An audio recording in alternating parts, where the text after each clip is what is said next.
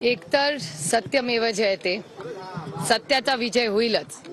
हा काळ आमच्यासाठी संघर्षाचा आहे आणि त्याच्यामुळे आव्हानं येत राहतील, पण आव्हानावर मात करून संघर्ष करू, पण सत्याच्याच मार्गाने चालू।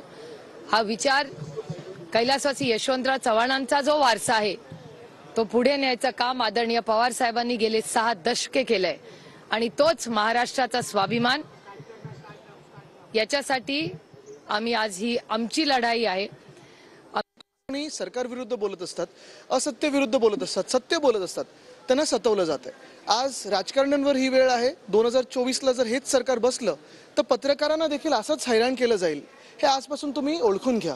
मुख्य गोष्ट हीच आहे, आपण सूरज चव्हाण यांच्या पण केसमध्ये पाहिलं असेल, न्याय आम्ही ह्याच्यासाठीच मागतोय कारण जे कंपनीचे मालक आहेत ते मिंदी गटात नेते झालेत म्हणून त्यांना बोलवलं नाही ईडीनी, पण सूरज चव्हाण ज्यांना कर्मचारी आहेत त्या कंपनीमध्ये त्यांना बोलवलं ईडीनी।